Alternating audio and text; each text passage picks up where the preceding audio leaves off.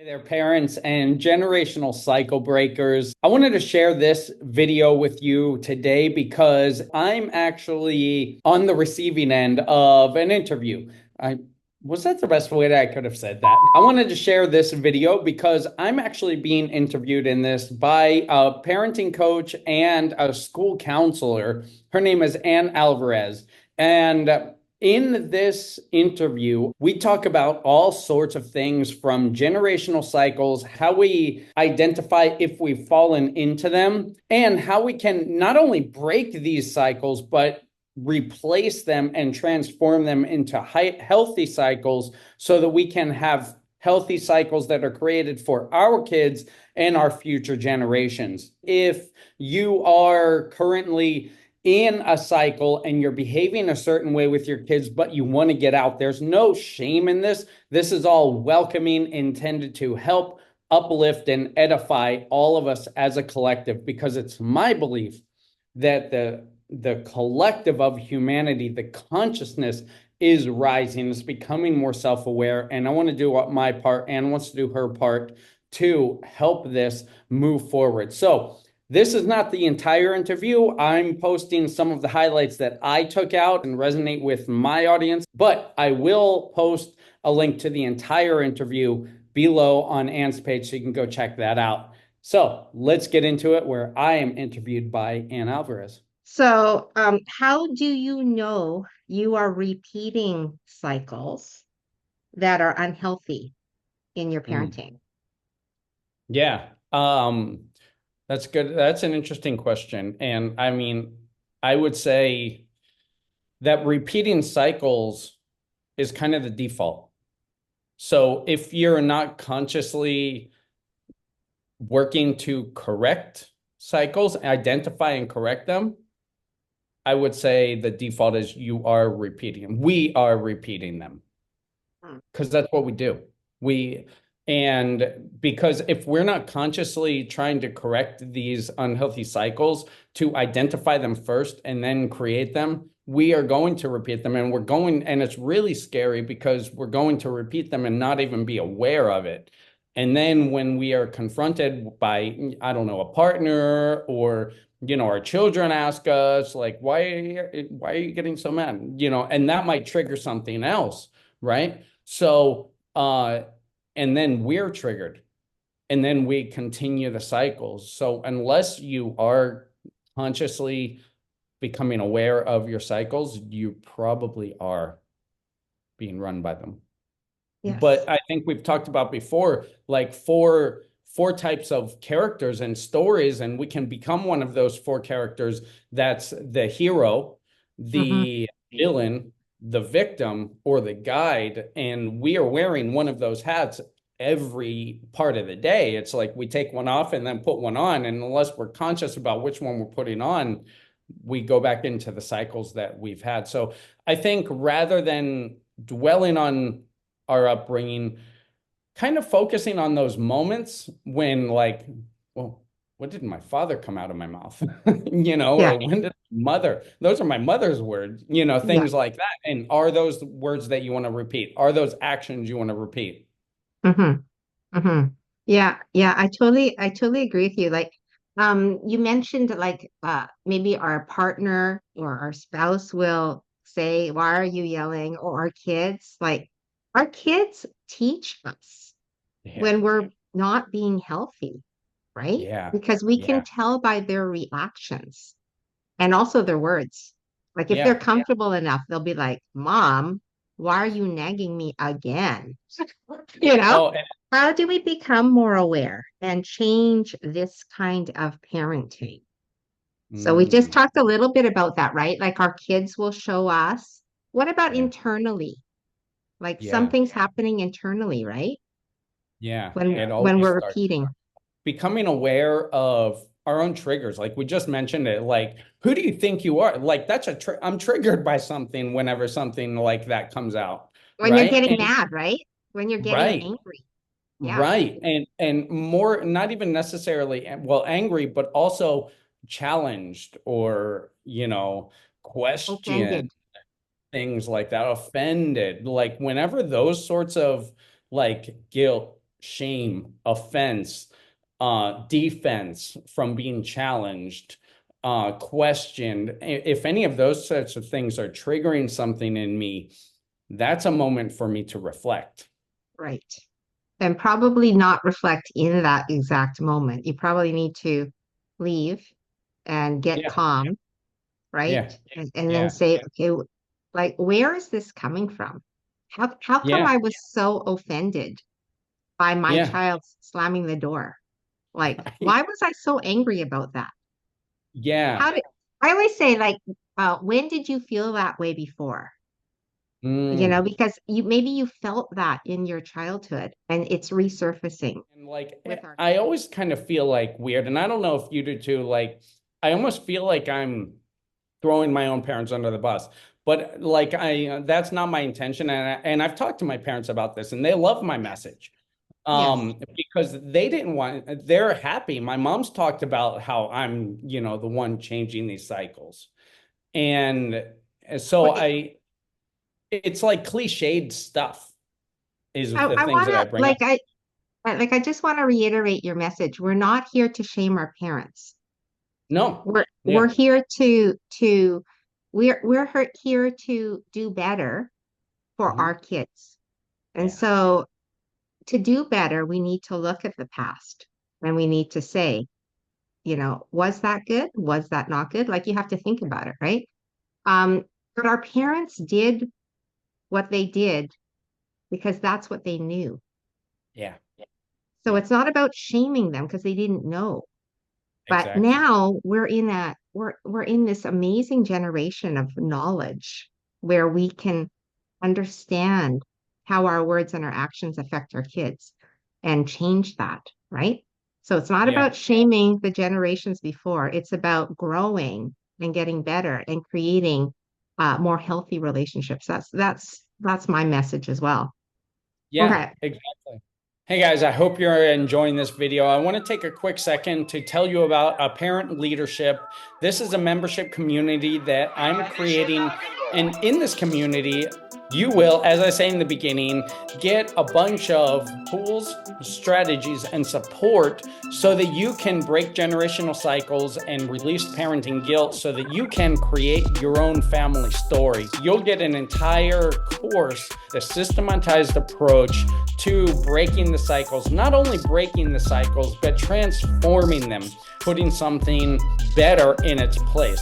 Healthy cycles. Be the leader of your family, be the leader of yourself to guide yourself, your partner, your kids to a life on the success highway. I give very easy to follow, very practical, step-by-step solutions. The link's below, check it out, and let's finish the video. Anyone listening to this, this is your now you have a choice.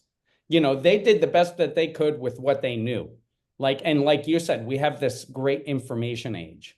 And that's kind of a blessing and a curse because it can fall upon deaf ears because, you're scrolling and scrolling. Oh, that's a nice message. Double click heart, scroll. Oh, double click heart. And nothing can sit and sink in. And I kind of want to pause here for a second to anyone listening and being like, from this moment on, you don't have an excuse. Yeah. Maybe you didn't know before, but at least you have the information now in front of you. So now Yes. it's a choice. Right. Okay. And I just had a guess, English Simone, she was talking about our kids are smart now, like really smart. They know a lot. So when we say because I said so, that doesn't Yeah. work anymore. No, no, no. And like sometimes messages like ours, some kids might be scrolling and hearing these messages about two parents, but the kids are watching and saying, yeah, because I said so, that is lazy Right. communication, you Right. know? Yeah. And it's just funny. This is kind of relevant. But I went to an arcade with my kids. I took my kids to an arcade yesterday and just like a special treat and something fun because it's so hot outside. And so I gave them each on there. They don't put coins in the machine anymore, at least here. Like fill up, money on a card and then they swipe the card. And so my son, he's 6.5, and he goes to those claw machines. And those claw machines are all scams. Like they're not going to Yes. hold things hard enough to. And I'm like, no, this is a losing game. Like, and he'd like go back and then come back to it. And no, no, that's a losing game. Why don't you play something you can win? It's like, let me play what I want. Like 6 years old, he's like, I can play what I want.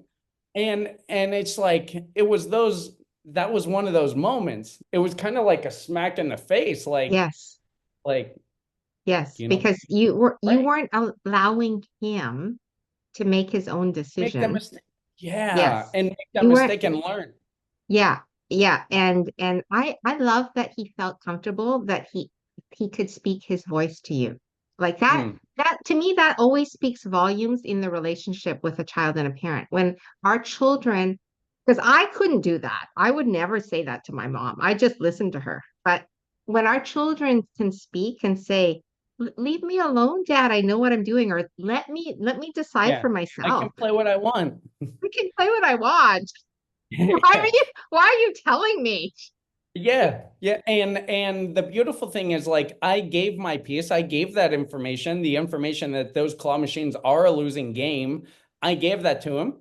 I can play what I want, and it was a light bulb moment too. I was like, "That's true, you can." Yeah, And then I thought, you know what? I used to love claw machines. Like there I you love go. that, There you go. Yeah, and so have at it. Have at it. yeah. Yeah. And maybe I you like, will win. And then good for you. Like maybe you will win. And that'd be awesome. yeah, and He and didn't. you stopped and you were like, hold on a second. Yeah. Yeah. It was a regulation. It was like, yeah, that's true. You Hold can on play a with second here. it. Okay, that's really, The really point with great. him is to have fun, I love not to that win a story. stuffed animal.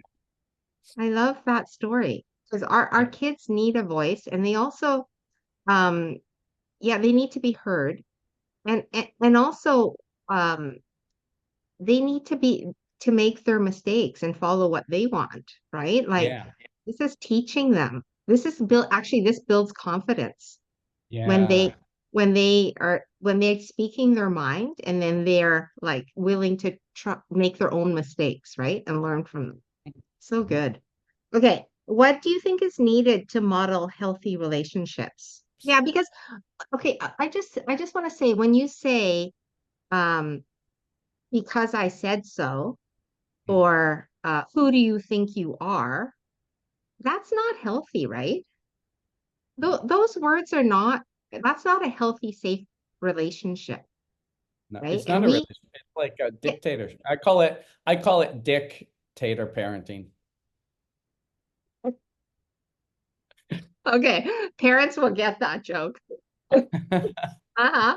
How do we make sure that we're modeling healthy relationships to our kids? Good question. I think that goes back to our first question of identifying unhealthy patterns that we are doing, Hmm. you know, Hmm. and also kind of like following our intuition and our feelings. Like if we are in a communication space, kind of like my story at the arcade, like if we're in a communication space and like when I let him, like you play, you have fun and do what you like. That felt right, Hmm. you know.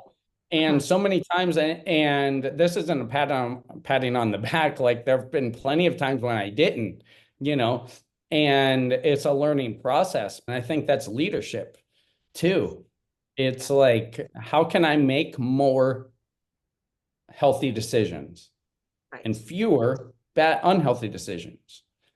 And that's a process, and we have to become self-aware. I think self-aware in these unhealthy cycles, self-aware in the things that are making us feel bad and feel like I'm in the wrong, but I don't want to be in the wrong, so go to your room, but really explore our own emotions. I guess that's where I would say start at. Explore our own emotions. I think too is we got to remember as parents that it's not about us.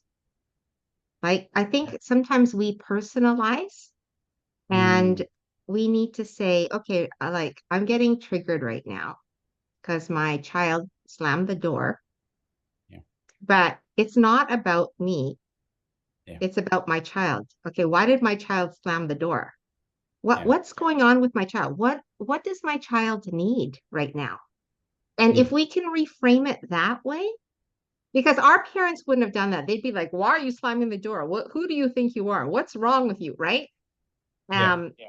And instead of finding out what's going on with my child and what does my child need that I can give. To be honest, with the example of slamming the door, I've had that, and we kind of don't do that anymore.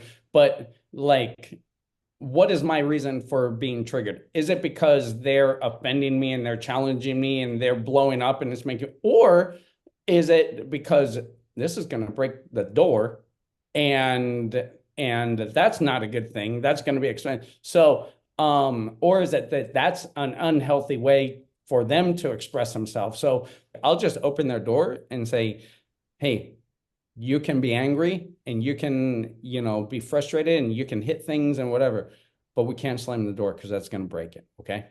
And Right. then I just like I'd close the door and let them vent because we've talked about venting before. Yes. Like, like they I can love- vent in healthy ways, like hit the bed. Don't hit anything hard. Don't hit Mhm, anything that'll break. Don't hit anything that'll hurt you. But mhm, scream into a pillow, like slam the bed, whatever. mhm. Yeah. Yeah, because they need to, but I think what I want is I want parents to understand that we need to feel our emotions. Mm, And kids are the same. They need mm, to feel their emotions to be healthy. We are unhealthy when we suppress our emotions. That's when it yeah. can turn into like depression, right? So we allow our children to express it. But yes, maybe hitting your brother or sister or slamming the door is not the way to go about expressing your emotions. And then you can redirect them like you did, Jesse, with your children. You can hit your pillow, you can do this, you can vent and you can get angry. That's okay. But Mm. you're not hurting anybody when you're angry, and you're not hurting anything in the house when you're angry. I love that. So good. Yeah, and you just brought up something that like kind of drives me nuts. It's telling them things like, "Oh, don't be sad. Don't feel bad." Yeah, Like that's I know. not many times it comes from a good place, but I don't think that's a good message to deliver. That's a patterning from our generations before and society. Because Mm, society has taught us to repress our emotions.